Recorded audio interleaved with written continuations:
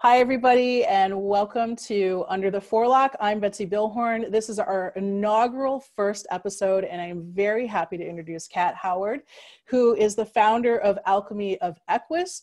She's been a student of Dominique Barbier's for the last 3 years and has now struck out on her own and is teaching online lessons given what's going on right now, but will also be giving in-person lessons at Chalk Hill Farm, hopefully in the summer here when things calm down a little bit.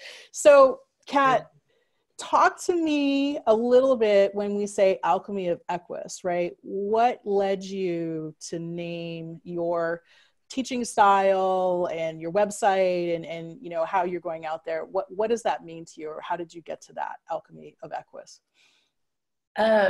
First of all, thank you so much for having me on. It's awesome. Yeah. And it's just great to have the chance to just talk about horses and transformation and everything that I love to talk about.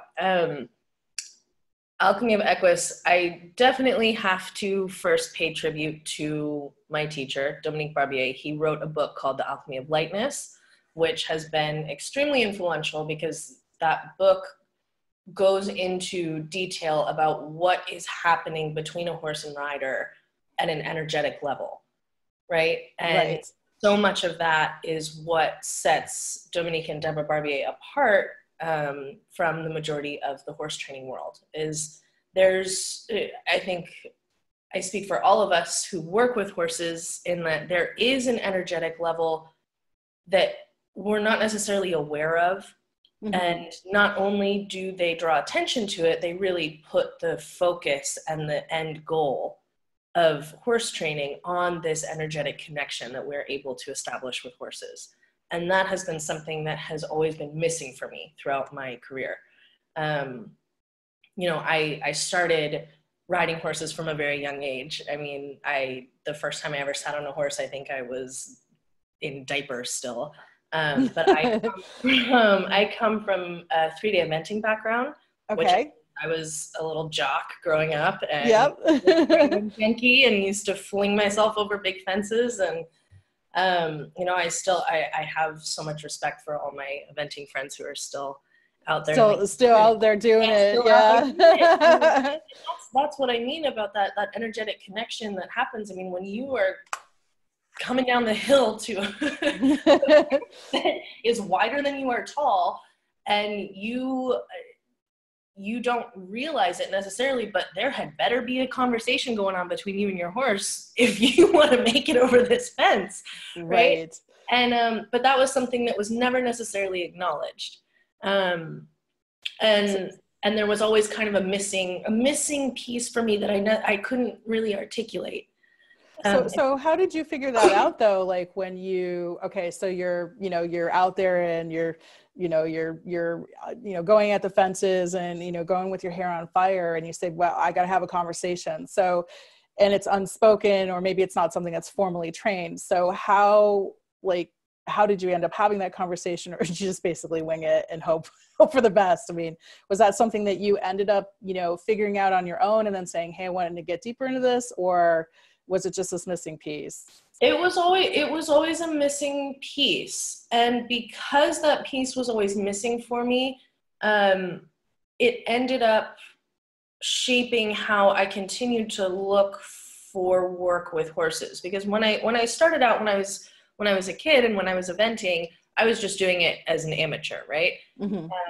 And I ended up trying to take on adult life and thought that I was out of the riding phase of my life, and ended up having kind of an existential crisis and buying a one-way ticket to Nicaragua when I was 23, and ended up finding a job doing trail guiding with horses and taking tourists out to the beach. And that ended up, you end up in one place and that opens doors to other opportunities. And that ended up randomly opening up the door to the therapeutic world.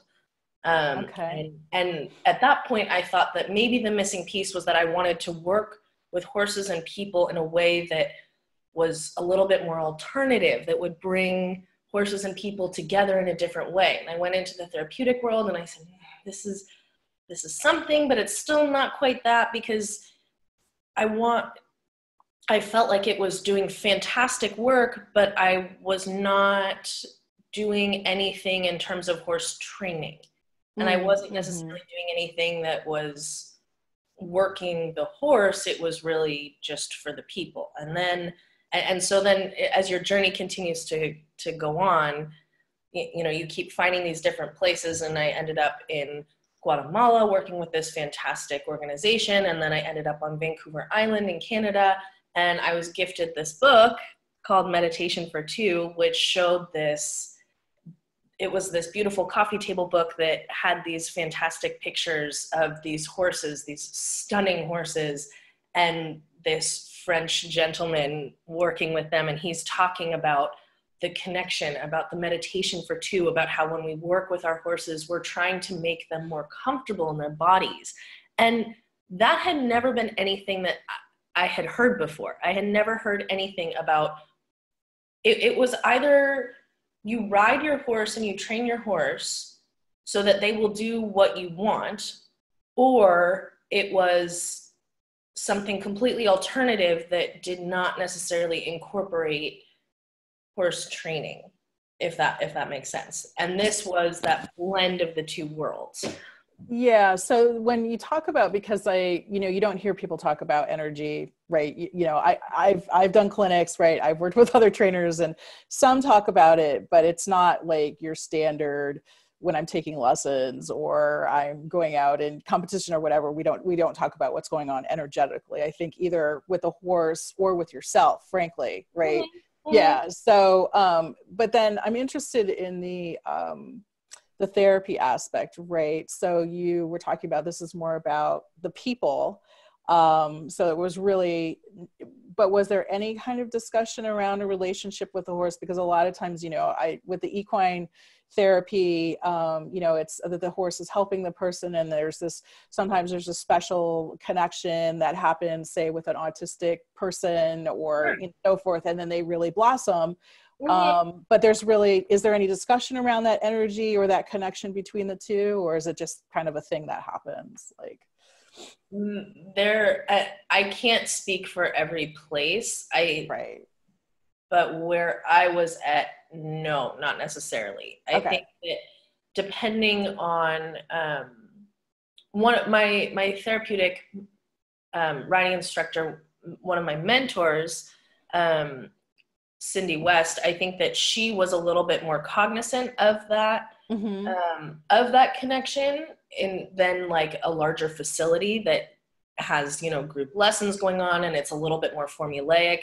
And so when she would teach her adaptive riding lessons privately, they would take on a different feel to them, right? And she was able to go further with her lessons because not only of her relationship with her horse, but also she would kind of create that container for the energetic connection, right? And that's a big part of what trainers and teachers are doing, is creating that container for that space and facilitating the connection, not only through their work with the horse and understanding of the horse and where the horse is at, but also being able to get a gauge of where the rider is at. And in this whole long-winded, you had asked me about what does Alchemy of Equus mean to me. Yes. So Dominique wrote his book, which was very influential to my thinking. And I also have been very influenced, for some reason, wherever I go, the book, The Alchemist, tends to pop up for me. Interesting. Like I'll find a copy somewhere. And when I moved into the house at Barbier Farm 3 years ago, there was a copy sitting on the bookshelf. Oh my God. Wow. Yeah. And I started reading, I think I read that book for the first time in 2014.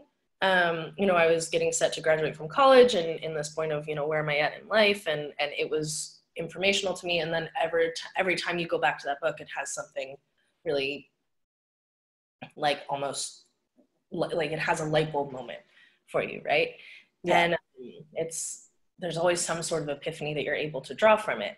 And so I love the idea of alchemy. And in terms of that, I also would say that, the greatest influence for me and the greatest takeaway that I've had with Barbie Farm has really been about like the level of self-awareness and transformation that happens on a personal level when you do allow yourself to work with horses and to be open to this energetic connection.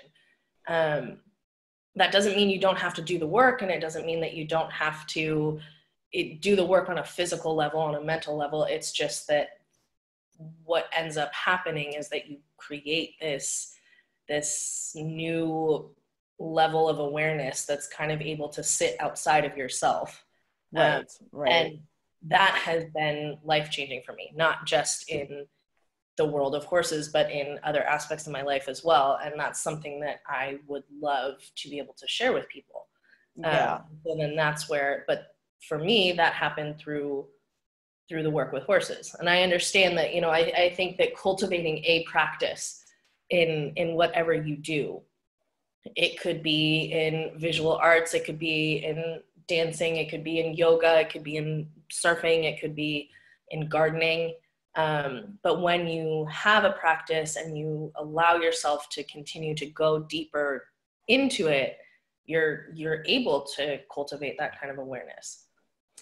Yeah, and that's an interesting concept because I think, especially with horses, and I'd be curious to know your opinion about this, right? So, they're really these magnificent animals, right? And I think people tend to ascribe a lot of metaphysical, spiritual type things, and we all talk about how we want to have a relationship with a horse, right? But I think the reality is for a lot of people, especially when we're beginners, right, or we're starting or we're going deeper, that there's fear, there's anxiety, right? There's a lot of things going on because the horse, we think it can be unpredictable, right? And it's big, right? And sometimes they can be very expressive in their emotions, and that can be a little anxiety provoking or scary. Depending on who you're training with, right? Maybe, you're a little intimidated by your trainer, or you're having words coming at you, I don't understand, right? There's just, it's overload, right? So when we say we want to create this container and we want to create this other, right? And I'm still back at, is the girth tight enough, and what is this buckle, and like what's going on?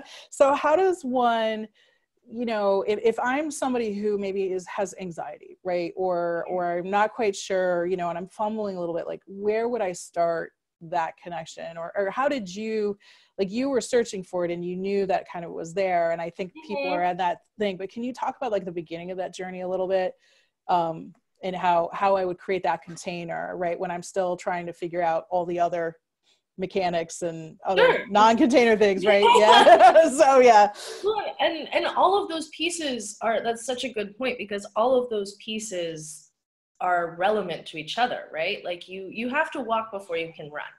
Right. And we put a lot of pressure on ourselves to perform at a high level, right? And I think it's especially easy to forget that people who are able to operate at this super high level, I mean, I have to remind myself of this all the time, that my teachers have been doing this for 40 years because everything they make effortless, right? Right. Yeah. Their effortless is actually the result of 40 years of doing the work and doing the work and doing the work and doing the work. So when I say do the work, you start at the beginning. When I showed up at Barbie Farm, I had been riding for 26 years. How old am I? 25 years. And man, how time flies. And I basically experienced a complete breakdown of everything that I had done. And, I showed up and I was like, well, I did eventing and I've done some competition and dressage, and I know what the movements are, and I've done this and I've done that. And so much of what I did, especially for those first few months, was a lot of the undoing and the rebuilding up didn't even have to do with riding. It was about stuff that I was doing outside in the barn. It was the way that I approached the horse. It was the way that I worked with them in the stall. It was the way that I tacked them up, and the way that I would, and especially because we work with primarily stallions over there, they really tell you, right? They tell you if you are approaching them in the way that makes them comfortable, or if you're just not paying attention, or if your energy is not big enough to ask them to do something. I mean, if you go to a horse who is used to moving from wall to wall and you ask him to move and he just kind of looks at you like, okay. Yeah. It makes you do a little bit of reflecting, like, okay, what am I doing? What do I not need to do? Doing your groundwork with your horse. I mean, there are so many things that you can do before you even get on that I had never done. I used to think that lunging your horse was something that you would do to get their energy out if they were a little fresh that day. Right. It wasn't like a gauge to, or if they were lame and you needed to throw them on the lunge line, right? Yeah. I didn't think that it was something that you do every time before you ride as a way to start a conversation with them before you're getting on their back, as a way to see where they're at both physically and mentally, as a way to, you know, especially when you're dealing with weather changes. We've been having crazy weather out here in California, right? Where it's like 75 during the day and it gets down into the low 40s, 30s at night. And you come out in the morning and your horse has their blanket on, but they're still like tight. Yeah. What's going on? And so they need that time to kind of get into their body and see how they're feeling. And sometimes just being able to say, maybe I'm not going to ride you today because you're not feeling super good. These are all things that I had never even considered before. It was kind of this like, I'm coming out and I'm going to sit on my horse and I'm going to ride my horse and we're just going to do this thing, right? But if you actually take the time, and that's the thing too, and one of the beautiful things about being in quarantine is that we are in a forced slowdown, right? Right. So when you're going out to the barn, you have the time now to really be with your horse, to observe them, to spend some time with them.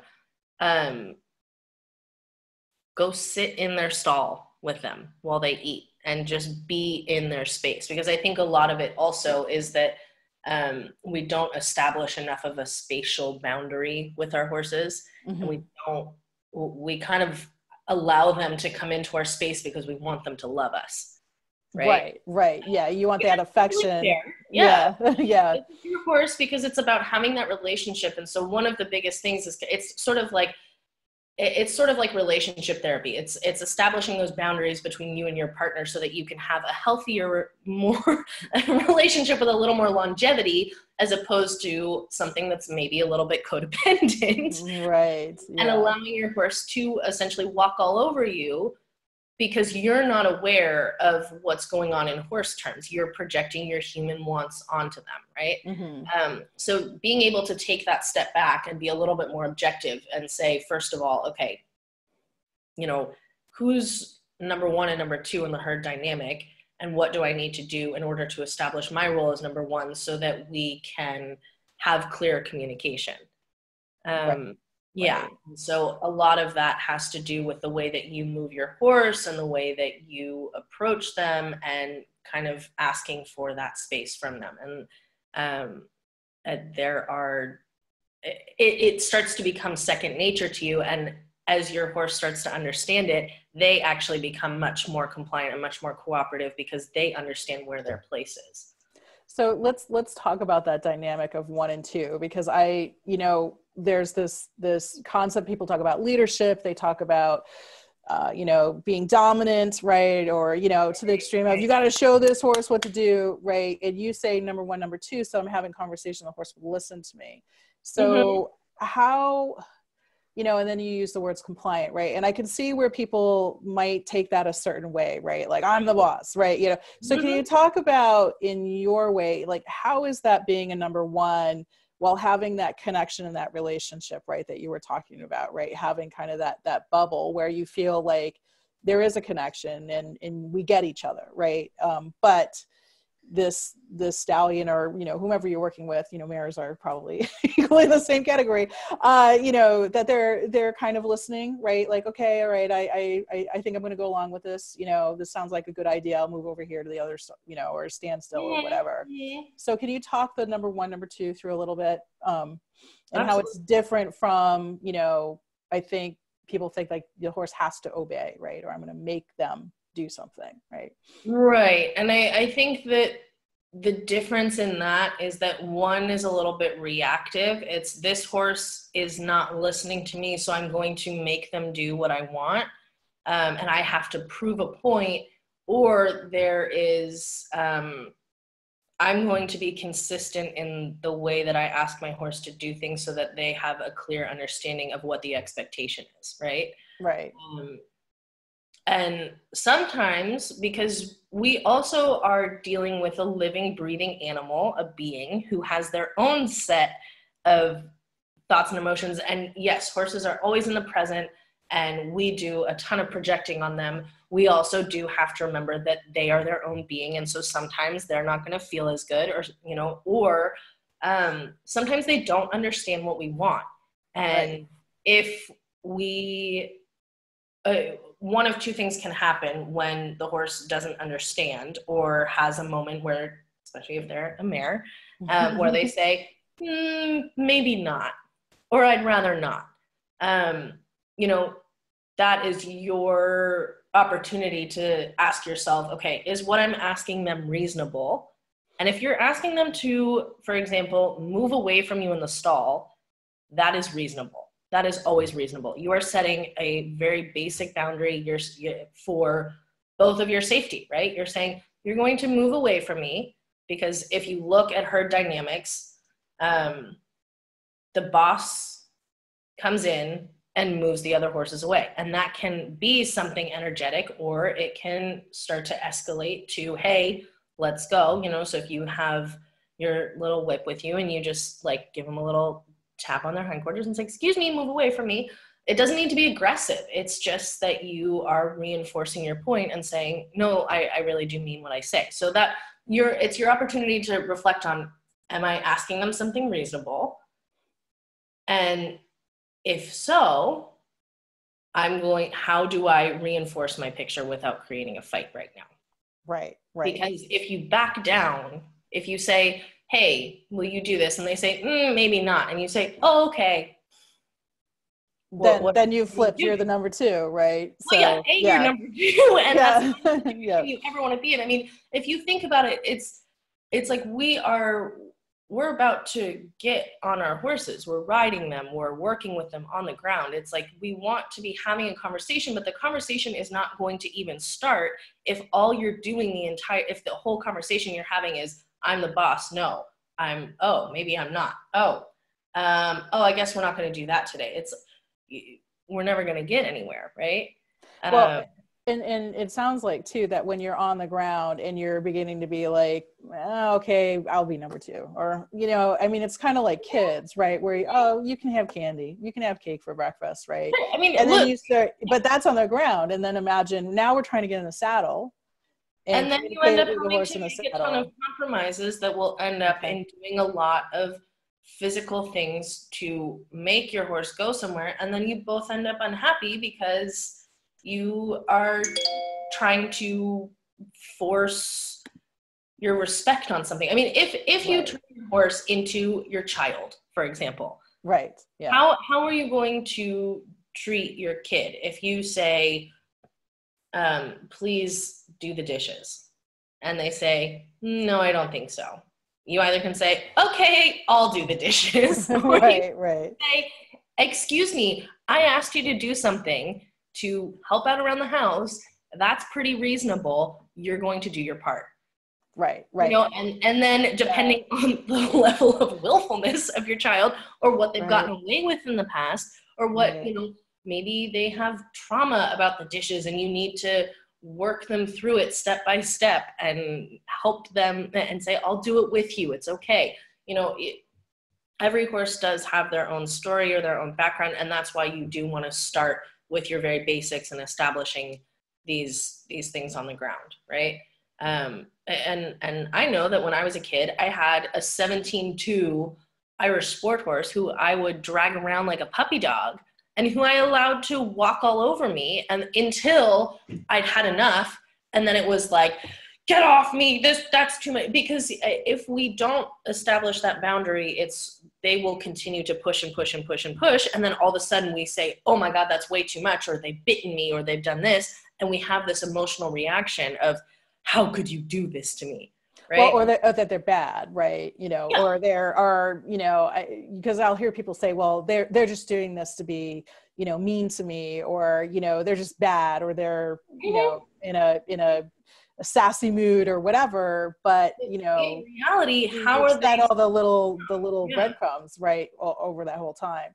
So it sounds like it starts the minute I open the stall door, I walk into the paddock, 100%. right? Yeah, absolutely. Absolutely. Yeah. And you know, if your horse is in the pasture, like there are ways you can go put your halter on them, and you can ask them to take a few steps away from you. You know, you can bring them into the barn and bring them into a stall and move them away from you. I definitely think that it's beneficial to you to always ask your horse to move away from you. It's not backwards, like get out of my face. It's not an aggressive thing. It's literally just asking them to move sideways and away from you.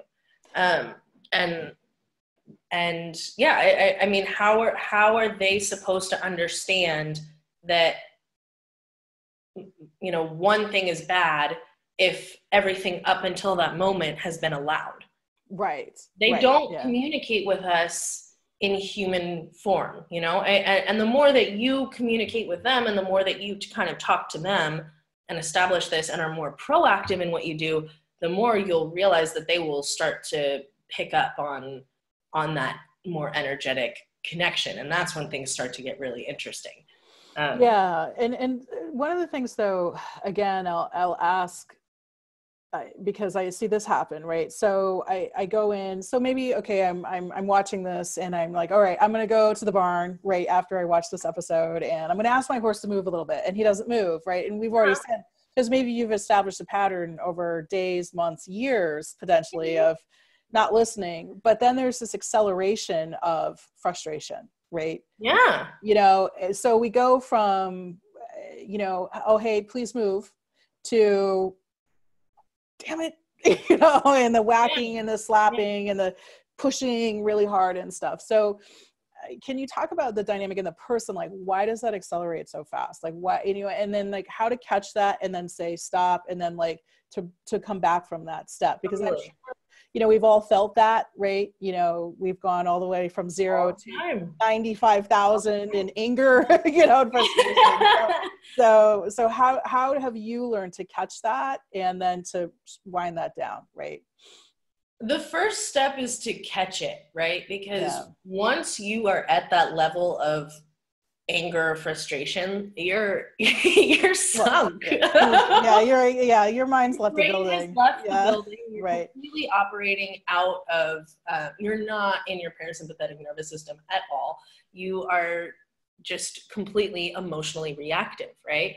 Yeah. And horses magnify everything, right? They magnify the good and they magnify the bad. And that's why we love them so much, is because they give us these exponential levels of joy that we never thought that we could achieve.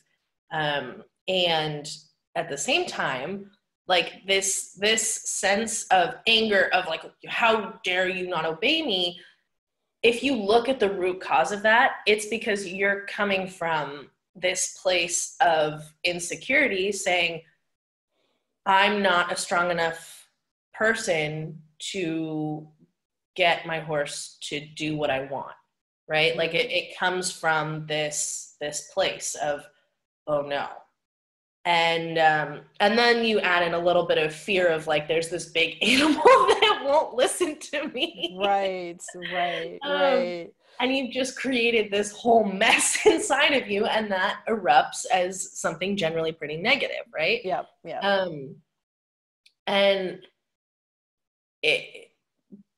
catching it, like I said, is the first step. And that comes from doing the work every day and being in a place that is relaxed and present and unrushed, and allowing yourself to kind of step outside of yourself and observe what's going on. And that comes with practice. That I hate to say it, like there's no shortcut in any of this. If you want to really work with your horse, you have to be willing to do the work. Well, it's just like meditation, right? Of You can't course. not meditate every day and then be like, oh, okay, I'm going to go to a meditation retreat and, nirvana is going to happen, right? Yeah, So, exactly. yeah, You've never meditated before, and then you go sit in the middle of a busy street and say, well, why am I not having these great revelations? Because you need to put yeah. yourself in that space, and you need to go sit on your pillow and close your eyes and just Hmm. sit there for 10 minutes and say, okay, I'm doing the work. And it is the same thing with the horses. You're going to step into the stall every day and you're going to say, all right, I'm going to have to put a halter on you. And I have my little whip and I'm going to ask you to move over. And if you're not going to listen, I'm going to have a little tap just to explain and to show you. And I always have that picture of what I want in my head until you move over to the wall. And then I say, very good, very good. That's exactly what I wanted. You explain it to them. Horses are smart. They pick things up really quickly. I would say that it's a little bit more of a quicker reward than trying to meditate on your own, because once they understand what you want, they're generally pretty Pretty good at that. cooperative. Yeah. Yeah. So you're able to progress fairly quickly, right? So, but it takes the consistency of coming in every single day and saying, okay, this is what I want. If you walk in one day and you say, oh, that's great, we learned something new today, you don't do anything for a week or two and you come back in, it's not going to immediately happen, right? It takes that kind of consistency. I mean, I bought my horse in July of last year. I mean, he sees me coming into the stall and he automatically goes over to his wall. But he didn't do that when he first got him. He had never done anything like that before. And like, if he was terrified of the world just because he was young and insecure and just didn't understand what anyone wanted of him. And I mean, you would go up to him to move him over and he was not sure if he was going to make a bolt for the door or what, but as soon as I just moved him over a few times, and every time I go into the stall, every time I would move him over, move him left, move him right, tell him he's an excellent. I mean, by the second week, he already was understanding it, and now it's so automatic. I don't even need to say anything, he just he moves away. And so that I never question my role as number one with him, not just because he moves away in the stall, but that establishes the beginning, right? Like, yeah, but you said something that I want to key in on, because you said I never questioned my number one, right? Where I think a lot of people question their number one. And there was another thing that you talked about, right, where I'm working with a horse and then my own feelings, my own insecurities, my own whatever has become amplified, right? Because here's this animal and they won't even take a step over. And I know I've had, moments where, I'll just be in the car crying, like, I can't get, my horse won't, right. It's like, it's the cherry on top of everything. So for somebody who is beginning, I mean, because you mentioned earlier about, hey, just go in the stall and sit with your horse, right? Is that a good place to be where I'm not sure maybe I'm the number one, right? Because there's a lot of us who are walking around, they're not sure they're number one in anything, right? In daily life. Yeah. And I would say that working with horses will help you to figure out the other areas in your life in which you're not number one, because then you start to look at everything in terms of herd dynamics and realize where number one. I would say definitely starting in the stall is a great place to start. Because if you start there and you're not sure there, when you go out and when you ride, it's just going to be amplified. Does that mean that you need to sit in a stall for a week and not do anything else? No, not necessarily. It just means that maybe you should be spending a little bit more time in the barn as opposed to just rushing in and getting your stuff done and not treating it like it's all one practice, because it is. Like, generally, the minute you step foot into the barn, you are unconsciously or hopefully starting to consciously say, I'm here this is my practice. But and if you start to treat it all like a practice, it actually becomes much more enjoyable. Gotcha. Yeah. Like, you know, if you treat your tacking up as something that you have to do in order to be able to ride, which it is, right? Yeah. I'm not saying that it, you know, would it be great, or if you're fortunate enough to have someone tacking up your horse for you, like, good for you. But especially if you are that kind of person, then maybe you should be spending a little bit more time in the barn with your horse and working with them on the ground and making sure that you have established that little bit of connection, because it is all related. If you let your horse walk around you, I mean, I see people, you know, most people use cross ties. We don't at Barbier Farm. We just tack them up in the stall, and then that allows to move back and forth. And we seem to be talking about moving in the stall a lot today, but I think that's a good place to start. But it's a good place to start, I think, for people who are new to this. Yeah, absolutely. And but you know, I've seen people who will just let their horse walk circles around them in the stall, and I'm just, you know, they can stand over here and they can wait and they can be quiet. Like, again, you're not asking for anything unreasonable. It's just standing and being still and being quiet and allowing for them to just breathe, right? Because a lot of times when they do this kind of stuff, it's because they're unsure, and when they're unsure, they test boundaries, right? And that's inherent to their nature. It's not necessary. It is kind of inherent to ours, like we test boundaries as well, right? But we tend to assign something negative to them testing boundaries, and it doesn't have to be. If anything, we can say, this is an opportunity for me to reestablish my place as number one.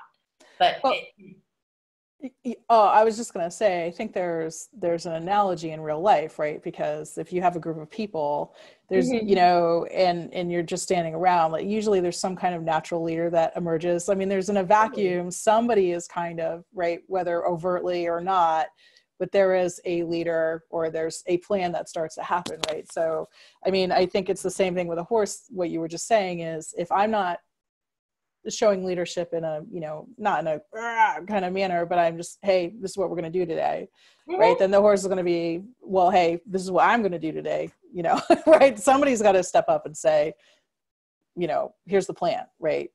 Absolutely. And I think that's a great analogy. You know, you think about your boss at work, or maybe you are the boss, and you think about what kind of boss you want to be. You have your team. This is, in the horse world, it's your team of one, right? Right. You have two ways of working with someone. You can either, if you are the boss, you can show up in the morning and lay out the plan for your team and say, this is what the expectations are, and this is what we're going to do today, and this is what we're going to achieve. And maybe throughout the way you have to readjust, or you have to adapt because of outside circumstances, et cetera, but you have laid out the framework for what you want. So everyone knows what is expected of them.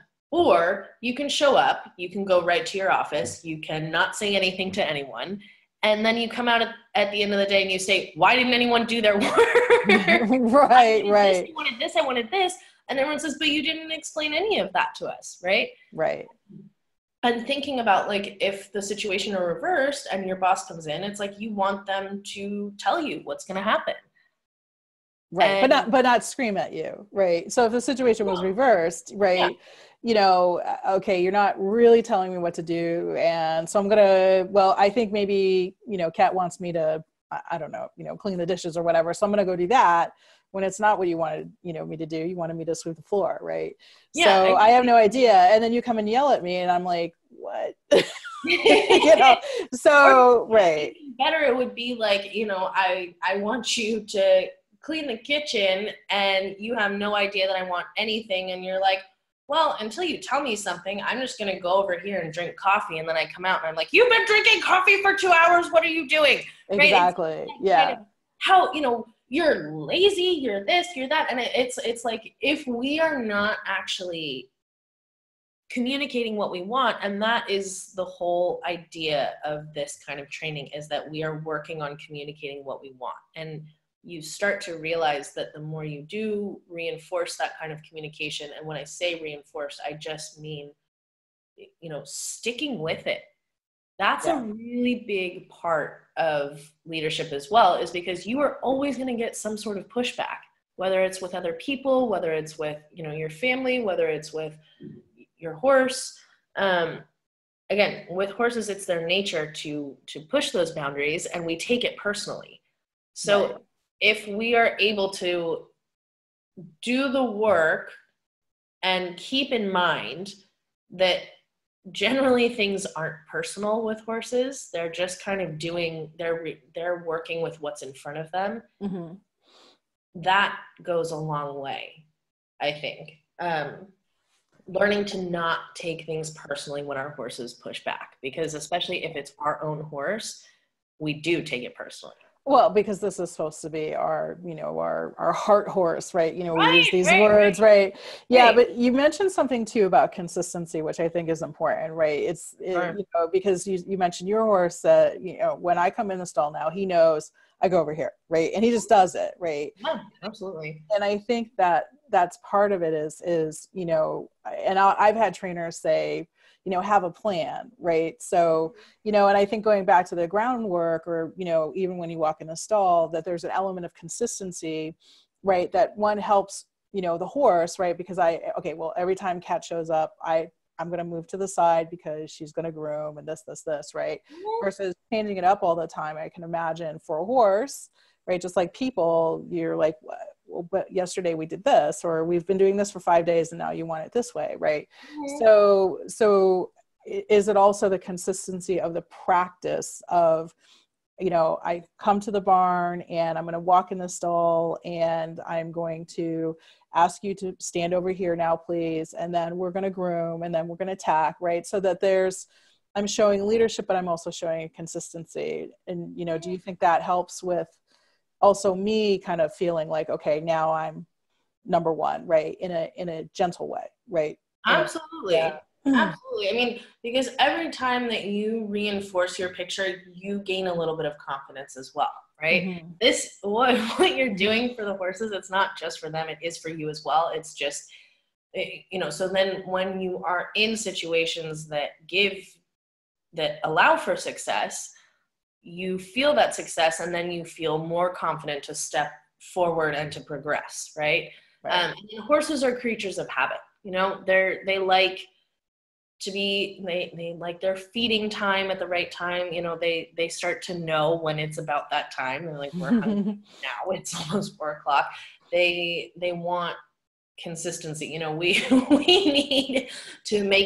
need to spice things up. We need to make things different. Yeah, you don't want to bore them with stuff, but you need to gain that consistency so that they can be relaxed, and then you can start to add in a little bit of flavor to what you're doing, if that makes sense. But you need to establish it's sort of, there's that book, The Artist's Way, that talks about one of the quotes that stood out for me in that book was, you need to learn the rules like a pro so that you can break them like an artist, right? And if you don't establish any sort of rules or boundaries, then you're just in chaos. You're not actually doing anything productive.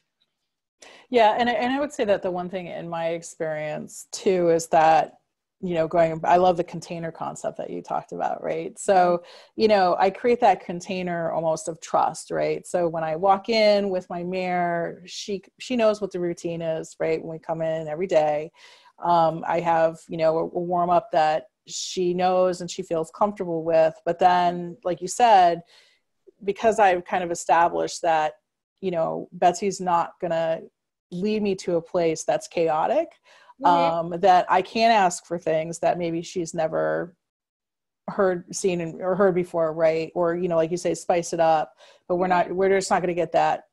Well, sometimes we do because she's a mare, but you know what I'm saying, right?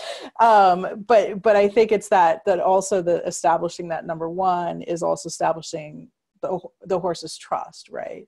Oh, 100%. Yeah. 100%.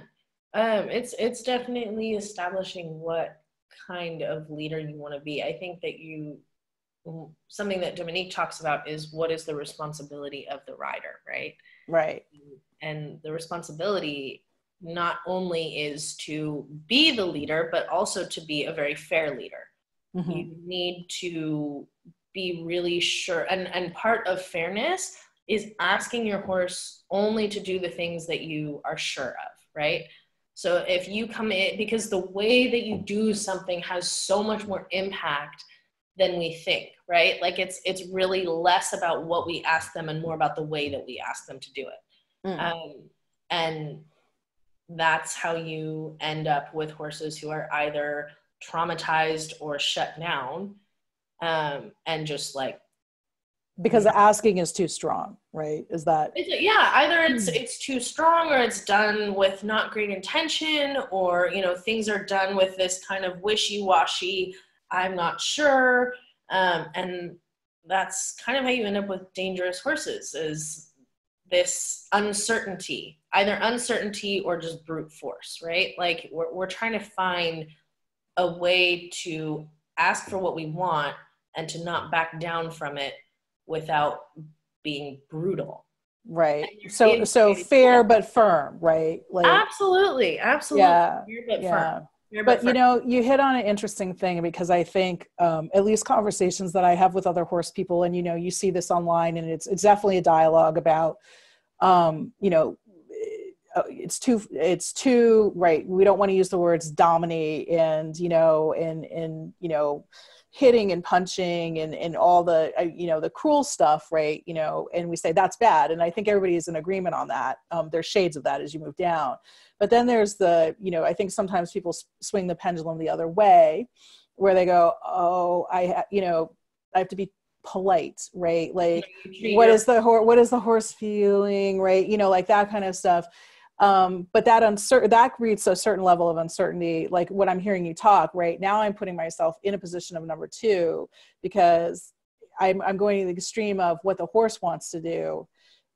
But now it's all what the horse wants to do. And I'm creating that, right? I'm creating that uncertainty, which is also dangerous, right? Because yeah. Again, look at it like parenting. You know, you have especially if you have a young horse, but right? Yeah. But you have a child, and you let your child just kind of run rampant because you don't want to say anything that would upset them. Right. Want to upset them. And guess what? Sometimes putting down rules, they're going to just have a little bit of a rebellion against it. Right. That's okay. And that's like a big thing that I had to learn also, is that just because the first time you say something, the answer is, are you sure? Or I don't know. It's like, oh, but I don't know. Am I sure? If you have that kind of reaction, it's not going to be a pleasant conversation after that, right? And I think that there's a big difference between, and this was also the missing piece for me, was exactly what you just said. It was coming from a world of either I am the boss and I'm dominant, or people who let their horses walk all over them. And neither of those worked for me. And so finding this place where, you know, you don't let the horses walk all over you, at the same time, you're still working together, and you're, you know, being with them, and you're being very cognizant of them as their own being, while also, you know, stepping outside of yourself and being objective and looking at, you know, what is this me? Is this the horse? Because and being able to sometimes say, you know, I'm not sure. If you're fortunate enough to be able to ride more than one horse in a day, and you notice similar things, or even just working with similar horses, and you start to notice the same thing happening, you're like, well, that's me. Maybe that's me, yeah. Yeah, if you are working with 5 horses in a day and one of them has this something strange is going on, or you say, maybe we're going to take it easy today. That doesn't mean that everything goes to the wayside. It just means that, hey, you know, maybe you need a break. Maybe you've been working really hard. Maybe, you know, you just had the dentist come and your mouth is bothering you, or, you know, there's a bunch of construction happening outside, or there's, you know, it could be a whole number of things. Like, there are other outside factors, and as long as we are able to give ourselves that break and say, well, this is our practice, and maybe our practice wasn't as perfect as we wanted it today, but guess what? We can come back tomorrow and we can start again. You're going to start from a very different place than if you just say, it's all done for, and this is, whatever, and I give up. The horse doesn't like me and he's just giving me a hard time. Like, I hear that a lot, right? They don't like me and you're giving me a hard time. But I think even if you're not riding 5 horses, right, but you're consistent, I think you can say that even in your own practice with, like, say you have one, right, where, okay, we have this one day and I can't do the canter depart. I don't know why, right? But that's just that one day, right? And all is not lost. Versus if we're having a problem every day on the canter depart, right? That's either me not asking correctly or there's a problem, right? The horse isn't feeling well or something. But yeah, I mean, yeah, because I think a lot who are watching probably have one horse that they're working with, right? But I think the way that, in that consistency. So one question that I did have for you, right? Because I mean, you've been in this kind of interesting position where you've been an apprentice, right? You're doing this full time and with us, but then now you're transitioning into teaching others. So we've been talking a lot about leadership and being number 1 and number 2, but I mean, how for you, right, where the student becomes the master, I'll just use that, Star Wars cliche, but, but I mean, how does that shift for you as far as leadership is concerned, right? Because you're in this position of learning, you're also in the position of leadership with horses and you're growing in that. And now you're having to impart that knowledge and leading people and their horses. So how has that transition been, for you, or like any revelations or kind of lessons learned there? So I think it's actually been a huge gift, in that, first of all, it gives me a ton of gratitude for like the patience and understanding of my teachers. And I think that goes for all teachers everywhere. Excuse me. That goes for all teachers everywhere in whatever you're teaching, whether it's school or a sport or a craft or an art.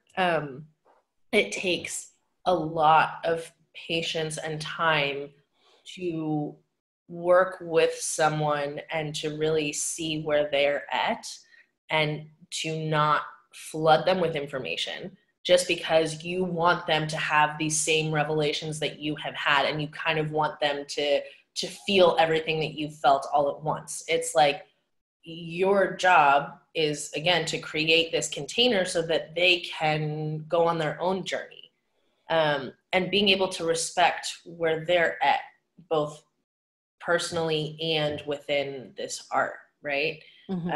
Because that will be different for everyone. And again, not taking things personally. You mean as a teacher? So yeah. So can you talk about that a little bit? Yeah. The students kind of like a horse, maybe give you a little bit of the, the what, or try to paddle your cage a little bit. And as the teacher, you are also kind of the number 1 target for blame when things don't go right the first time, and you aren't teaching me correctly, or you're asking too much of me, or you're, even if it's not directly at you, it's just sometimes something will be frustrating because you have to work through something that isn't clicking right away, right? And you just want to give up and you just want to throw in the towel, or you just want to get off your horse, or, and your job as the teacher is to create the container in which your student feels safe enough to, express when they're frustrated, but to give them kind of that tough love enough to say, we're going to keep going, and we're going to get through, at the very least, this emotional hurdle. Yeah. One. Teaching has also forced me to step up a little bit in that leadership role, because yes, there's a difference. You're learning and you're working with these horses, and as time goes on, you're given more freedom and kind of more space to figure things out on your own. When you are the teacher, you need to have the answers, right? And realizing that you generally do have the answers because of the time that you've put in studying is very rewarding. But it is this like really interesting role reversal where someone is putting their trust into you to teach them something, and that's a huge honor, right? Like it's an honor to have someone hand you their horse and say, yes, please ride my horse. Or it's an honor to have someone say, please teach me. I mean, that's huge for me. And it's definitely not something that you want to take lightly. And so then it forces you to really step into that role and say, okay, you have given me this trust and I'm here for you. Yeah. And I would imagine though, too, as being, you know, a younger, newer trainer, right? You know, you have those moments of, okay, you know, maybe I don't know everything, or, you know, you're presented with kind of a new situation where, say, you know, Dominique, right's been training for what, 40 years, 50 years, yeah. 40 years. Yeah. So he's probably seen it all, right? So is it kind of, you know, in some ways working with the students as a new trainer, kind of coming back and being an apprentice in some ways of, you know, working with the horses and this new way of having to really establish like your number one, you know, and the number two. So, yeah. Absolutely. I mean, yeah, being a young, like fresh off the boat, you know, I'm hungry, I want it. You definitely, especially if you're working with someone who is older than you, you have to deal with a certain level of defending yourself and defending what you know. And I personally am a very non-confrontational person. I'm very non-confrontational. I don't want to get into it with anyone, and it's that same thing where it doesn't need to be confrontational, but if you know what you know and someone is questioning that in what you take as kind of an aggressive way, you have two choices. You can either take it personally and, you know, react emotionally or completely withdraw from the situation, and in that sense you are just completely giving up your place as number one. Or you can stick with facts that you know. And that's okay. And, you know, these are things that I've had to learn the hard way. Well, yeah, I can imagine you get tested, you know, every time you go into a new situation, right?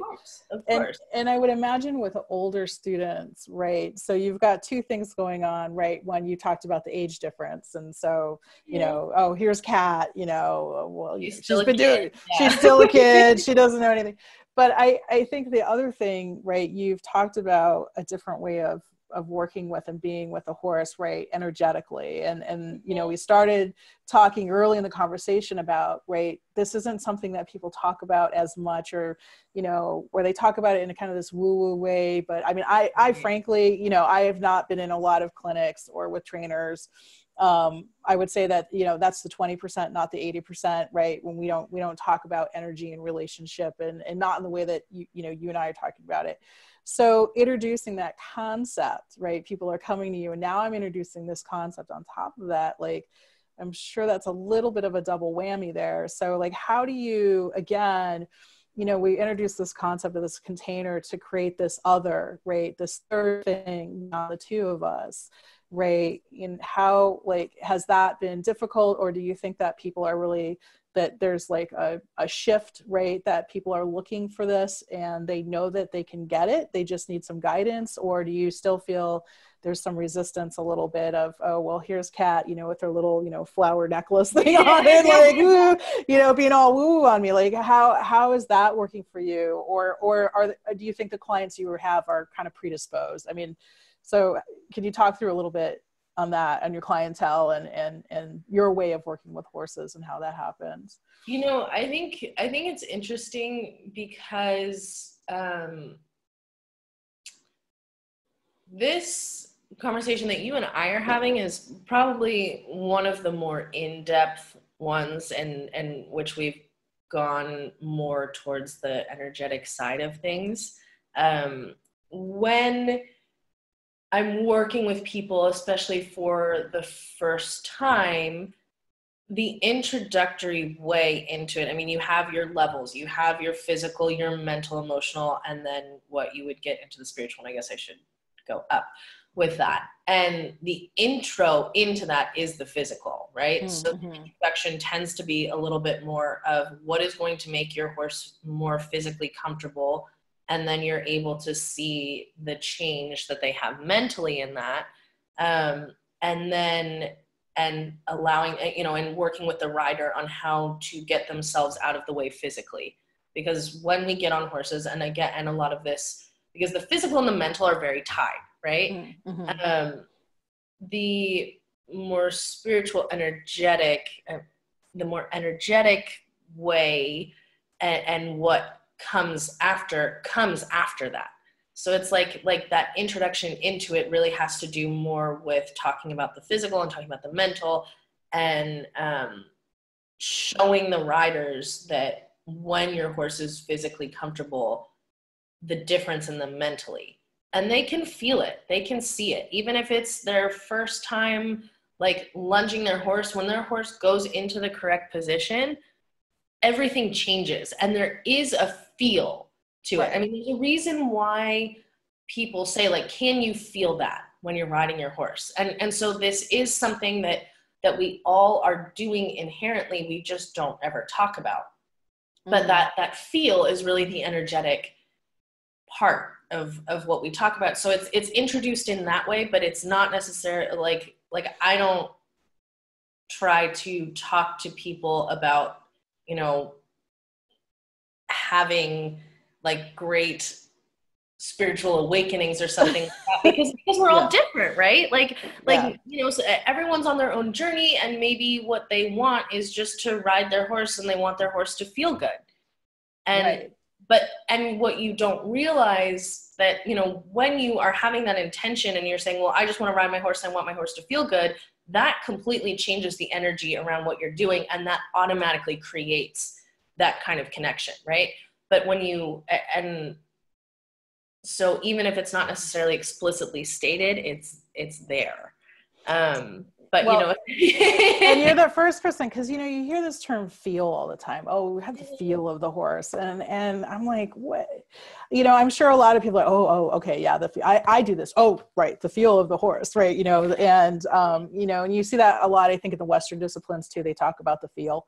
But this is like really the first time, I think, for me, that now I'm really understanding that, you know, like you explain in a way that there is this energy, and we don't have to go like super woo-woo about it, but there's a difference, right? There's a shift, and you can kind of feel it. You can feel like, hey, we're moving a little bit easier. It's more comfortable. I feel like, you know, we're flowing, you know what I mean? Like people talk about that flow, but I think you're right. And I think that's another thing that, you know, for me personally, I tend to see where people maybe want to jump to the metaphysical, right? They want to jump to the spiritual. Oh my God, I want to have this great connection. But they don't, I think the physical and mental are still really important. Like the mechanics of knowing what you're doing, right, are important, versus just like, oh, I'm going to hop on a horse and, you know, well, you know, like swimming with dolphins. Sure. I mean, right? There's a difference between like, can you walk, trot, and canter and stay on your horse, or you feel what's happening underneath you? Does your horse feel like one connected piece underneath you, or do you feel like their hind end and their front end are two different animals, and there's kind of this big space in their back that just, it's almost like empty air or something? When they're using themselves correctly, and so much of the training, like with the French classical that I have done with the Barbiers, it's like it's drawing this awareness to when you can feel the quality. It's how you're doing something, right? Like it's feeling the quality and feeling your horse moving as one piece and feeling them use their back.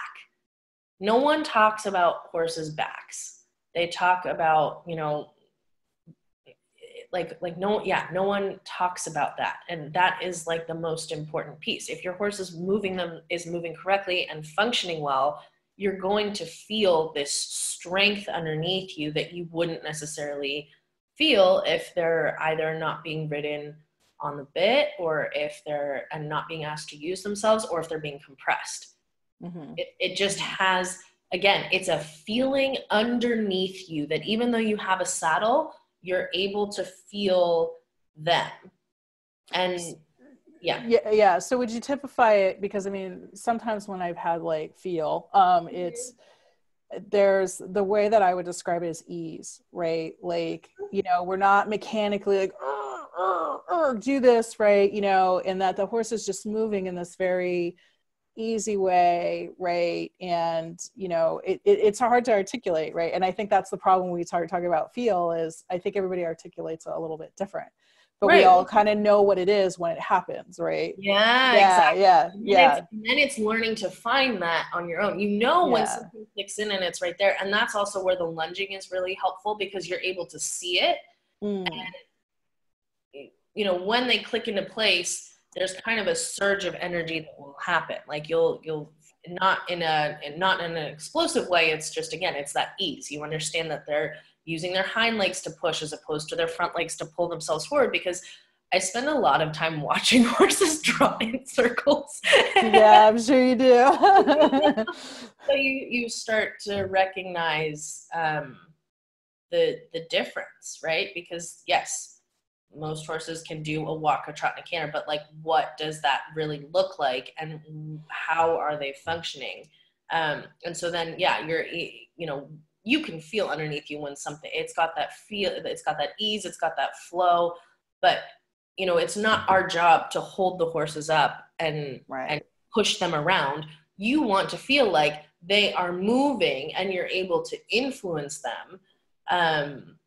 But it shouldn't feel like you're having to do something, or, you know, maybe like feeling like they lean on my leg, so I just have to put my inside leg on them and you know, keep them off me. I'll push really hard. Yeah. I can't really see, but you hear that a lot. Like, oh, and again, it's that, like for me, it's like, okay, I'm mechanically trying to make something happen, right? Versus, I think the best analogy that a teacher gave me was she used to do this thing where we would pretend to ice skate in the arena, and she'd put her hand out and we would put our hand like this. And then, you know, it was like, okay, well, I'm going to move over here, right? And there's a way that you do that gently where we're going to follow and harmonize to each other, right? And she's suggesting this, going here, going there, versus you know, oh geez, I almost like fell off my chair.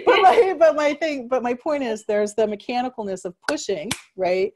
Versus, oh, hey, I'm going to suggest now that we move there, right? And then maybe that's like that taste of that feel, right? And that's where the leadership aspect comes back in, and where it is so important to establish your role as the leader, because if you don't have that role established, you will not be able to make gentle suggestions and influence in that way, right? Because you will be spending all your time just trying to reestablish your place as leader, and all of that is magnified. The more you progress with your horse, the more it's magnified. You will get to a certain point, even if it's been working for you for however long, you are going to get to a certain point in which those physical things will not work anymore, because your horse is going to say, right. Well, and that's the same, like, I mean, we keep using people relationships as an analogy, but you know, it's all the same, right? I can tell you, you know, having been, you know, a manager in executive companies, right? There's the same thing. There's a point at which you can tell people what to do and they're going to do it because positionally I'm the boss, right? But to inspire people to do a really great job, right? Or to maybe do things above and beyond that I'm asking for, right? Like that they see, hey, I could do, right? That comes from something else, right? And it's not from me. And the analogy I'd use back to the horse is, if I'm the boss and I'm physically, right, I'm mechanically making things happen. But at some point, if you want to get into, you know, we talk about inspired teamwork and all these other things at work, right? But if you want that, right, you know, and I think everybody's had that work experience where you've had a once in a lifetime boss or a group or a project of people that really worked together, and it was something beyond what it was. It's that little bit of that je ne sais quoi, that energy, that leadership that you're talking about, that is not mechanically happen, right? You know, and the really beautiful thing is that when you get out of that, of where, you know, you're talking about things have to kind of mechanically happen, your horse will start to offer things to you. And that is so cool. You know, they start to offer, whether it's a higher quality, or they just, yeah, they bring something to the table, but they have to be in a place where they're able to do that, not just where they're, you know, physically and mentally relaxed and comfortable enough to do it so that they don't feel like they're in fight or flight mode. Right. But to feel that trust, and also to say, yeah, okay, we're in communication and you're the leader, but this is a partnership. Exactly. Yeah. So so it's not, I'm the boss, right? It is, you know, and I would say that, you know, analogous, like some of the great people that I've ever worked for, the times that it really worked was I almost felt like a peer and less than an employee, right? You know, and it's kind of that partnership. And I think there's a, you know, that's very true, you know, to your relationship with a horse. So I'm gonna change the subject, because this has been a burning question for me, and I'm just curious to see your example, your reaction. So you work with stallions a lot, right? And everybody's like, oh, stallions, because a lot of us don't, right? And mares are mares, right? But you know, when we talk about leadership, right? Because I think sometimes, you know, geldings are so sweet, right? And, you know, that there might be different styles of leadership. How much of a number one that I have to be, right? Would you say, you know, is there any difference really energetically, or from a number one standpoint of I'm number one versus number one? Or is it just very horse to horse, right? Because I could see very easily where somebody would say, oh my God, I'm working with stallions, so I'm gonna be the number one, right? Versus, you know, that kind of thing. So can you talk a little bit more about like just that, the stereotypical stallion, mare, gelding kind of thing, vis-a-vis? I definitely, I mean, I think it has to do a lot with the way that they're trained, right? And mostly stallions are worked with in a way that you put your stud chain on and you just are kind of like, just stay away from me. Right. And that was, I mean, before I showed up at Barbier Farm, I had never worked with a stallion before. And if someone had said, you know, you're going to be, they're always kind of mentioned in this almost reverent way. I worked with stallions, right? And yes, it's true. Yeah, it's funny because in other parts of the world, the majority of horses are left intact. Mares are not necessarily ridden. More and more, they're becoming ridden, but especially traditionally, it was stallions are for riding, mares are for breeding. Gelding happen because we're shipping them to the States and everyone wants geldings in the States, right? And I think that the feel that the stallion gives you, because they have that extra bit of confidence, right? They have that extra bit of testosterone, so you don't necessarily feel like you owe it. And again, this can very much be horse to horse, because there are plenty of geldings that are, you know, very self-confident and aware of who they are, and it doesn't matter whether they have their balls or not.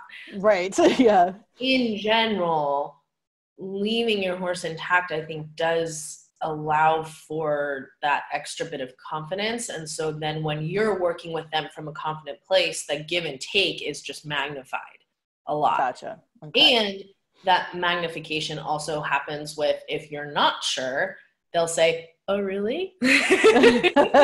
Yes. Yeah.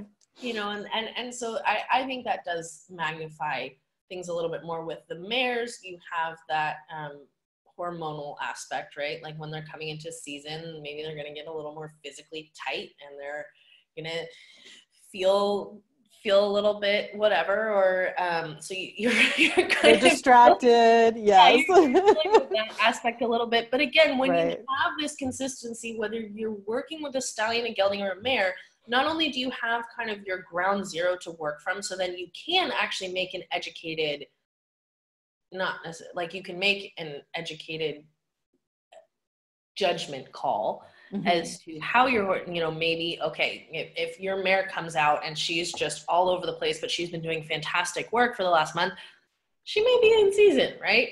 If your stallion is kind of turning on you one day for no reason, it's like, maybe they're not feeling so good or something's going on. But it's like, you want to establish that consistency with these horses so that they know. And with the stallions, it's like, you do really have to just reinforce that picture and say, this is what we're doing. You can't have any doubt in your brain, which you shouldn't have with any horse, but with the stallions, you really can't. So there is a little bit of an ante, right? With the stallion. Yeah. But they're not fire breathing dragons, right? No, it's not. I think that, you can actually feel just as safe, if not safer, with them, because when they're going, again, they're not necessarily in so much of fight or flight mode. They have a little bit more of that feel of like, yeah, I'm confident in who I am. But you need to be very sure of what you're asking them. They have very strong brains, right? But like the horses, that I have been privileged enough to work with, they understand their job and they really like it. And they want to work with you in that way. They also have really funny senses of humor sometimes. And sometimes you have to just remember to laugh a little bit. So when you say sense of humor, can you tell a funny story of, so clearly some of these stallions have laid down a joke or two on you. Oh yeah, absolutely. And generally, when they have their little joke, it's like, okay, maybe we're going to be going around in our work in hand and I'm going to do a little test with my teeth and that kind of worked, and we're gonna just kind of keep testing it until you're like, that's enough. Or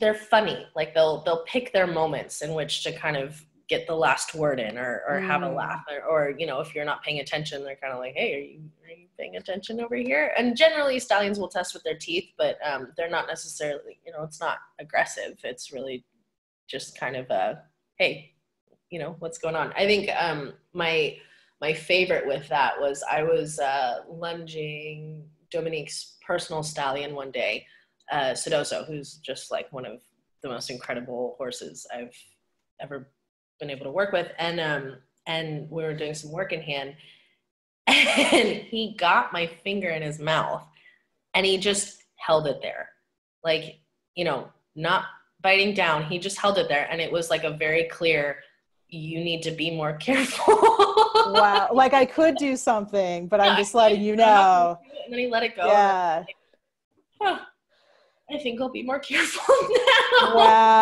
Wow. That's how you learn, right? Yeah. But, it was like, it still makes me laugh because it was just one of those, all right, little girl, you need to.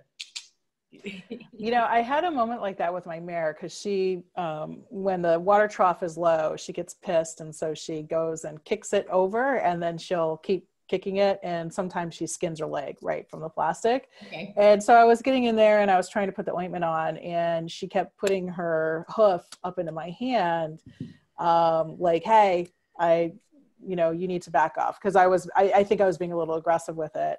But yeah, she definitely shot me the last time, and it was enough to hurt and enough for me to stop, but she could have broken my hand like easily. But it was the same thing, and she turned and looked at me like, how many times do I have to tell you, right? I don't know why you're not getting the message, right? But it was the same thing. Like she really, she could have, but she didn't. And lesson learned. And now, I'm a lot more careful with, I'm going to put the ointment on, right? So, it really feeling on that. Yeah, exactly. So yeah, they totally have a way of telling you. So another thing that I do want to ask, because, right, so you've been working for Dominique for 3 years, right? And he has a lot of clinics and, weekend things, and, people are coming in and out from all over the place. So you're going to see a lot of horses and riders, right? Mm-hmm. So what would you say kind of thematically from a leadership perspective, like what are the common problems that you see with riders, right? When they're interacting either with their own horses or, you know, working with the Barbier horses, like what, is there any common patterns or things that like happen more often than not from that, or like they're too leadership, or they're too whatever?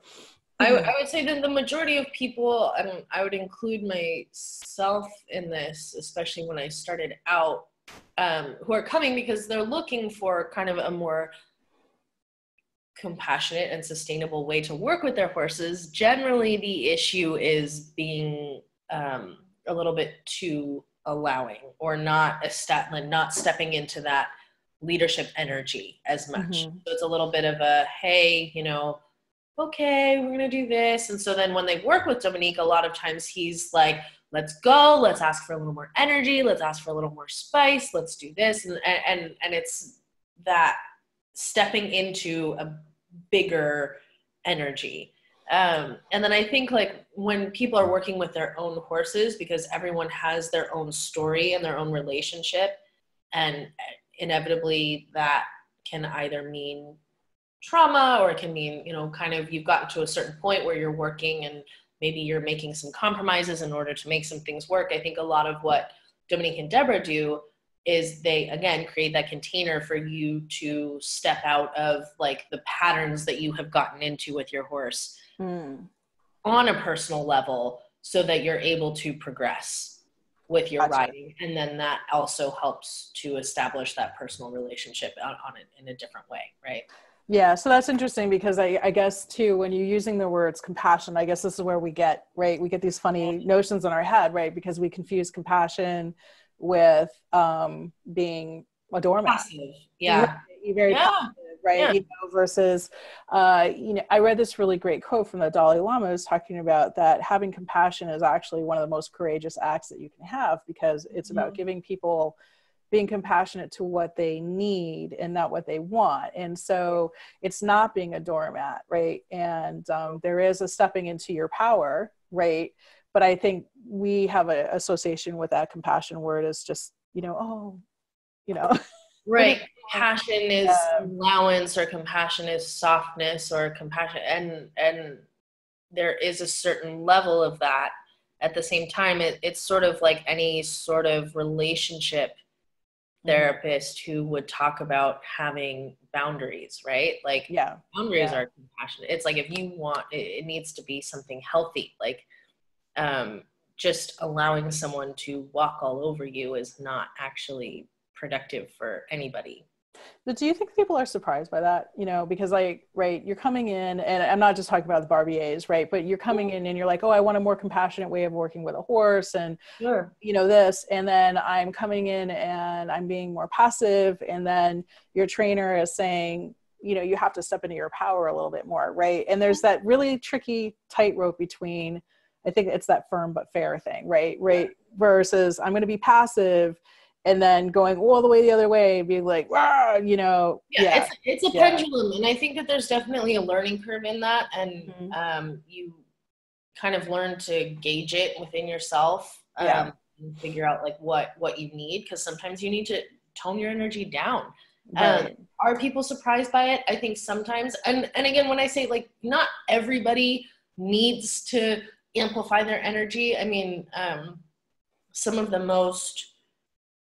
of my favorite people to watch are the really like quiet, very contained people, but that's because they know their energy center, and they know like where they are, and they're very grounded. And so then when they ask for something, they know that they're going to get a response, and there's no doubt in their brain, but they don't need to be loud about it, right? Sometimes we kind of have to be loud to kind of shake that energy up and create it within ourselves, and then we can bring that back down.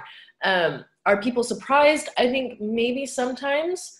And like with people that I have worked with, you know, you're like, hey, we need to get things moving, and we need to have a little bit more of a dialogue. And people are like, okay. And I think that they're surprised by the amount of energy that you need, especially at first. Yeah. And I will say that not everybody is necessarily ready or willing to go there. And So you kind of have to see where they are willing to go to and work with them from there. And it's baby steps, right? It's a journey. Of course. Right? Yeah. It's a journey. Yeah. Like, yeah. really beginning mine. And I know that, you know, I talked to my teacher about it, and he says, I've been doing this for 40 years and I'm still learning. Right.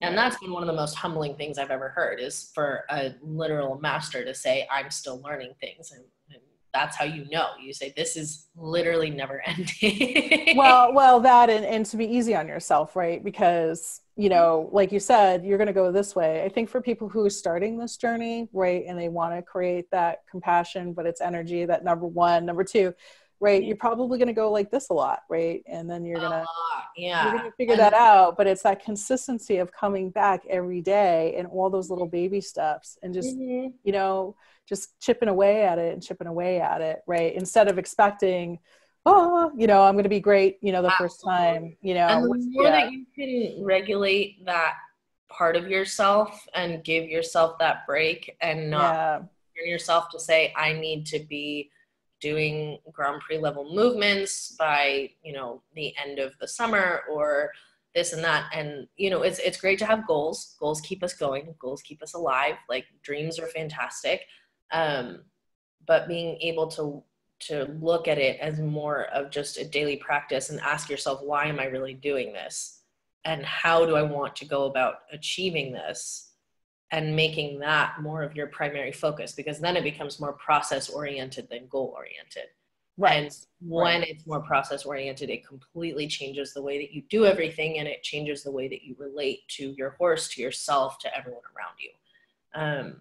And your units of happiness, I think, increase exponentially when you do that, right?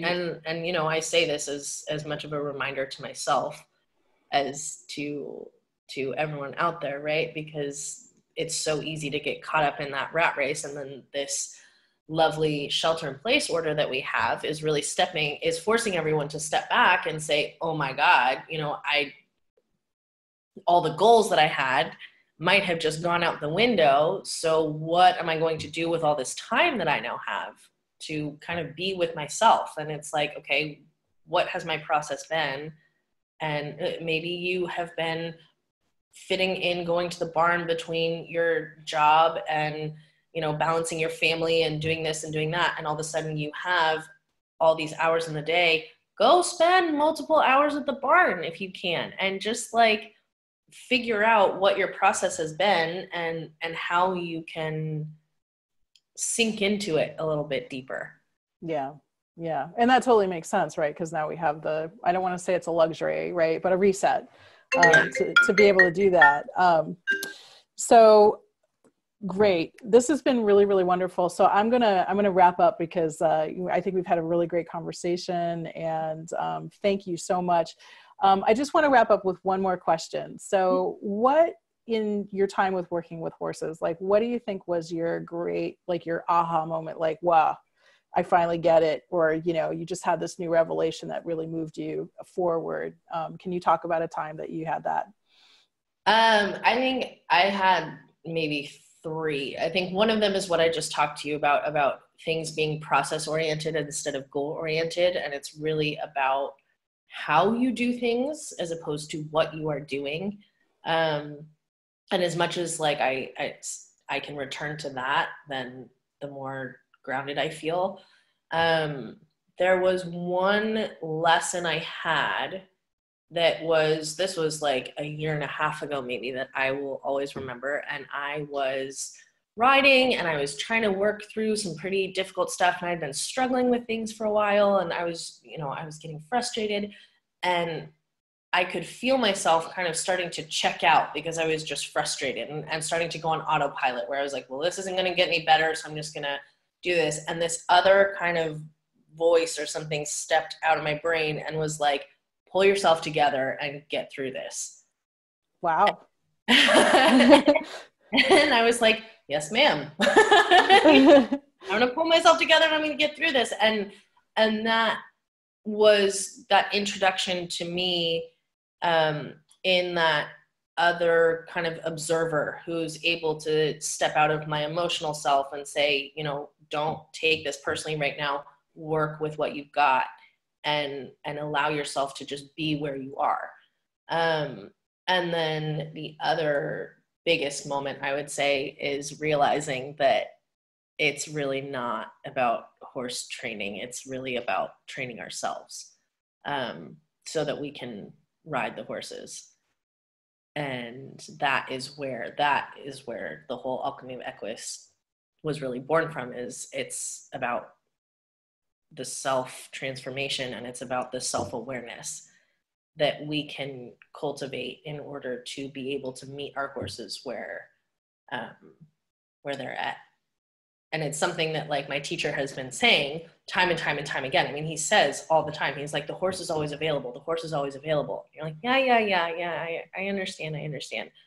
No, they really are. But being able to understand like, okay, maybe I'm not at the place where I can meet them right now. What do I need to do in order to get there? Yeah, that's pretty profound, right? That's super deep. Yeah. And it's still a journey, right? Because we're always getting to more levels of, depth there on that. But I love it because it is an alchemy, right? With a horse and to help you, be your better self, right? In a way, because you're learning more centeredness and groundedness and life skills as well. Via the horse. So yeah, that is really, really awesome. So Kat, thank you very much for being on the show. And so if people want to check out Kat, you can find her on alchemyoфequus.com, and you can also follow her on Instagram, and that is cataward.equus. So we'll have more in the show notes on how to get in touch with her, but thank you so much. Really appreciate it. Thank you so much, Betsy. It was such a pleasure. All right. Thank you.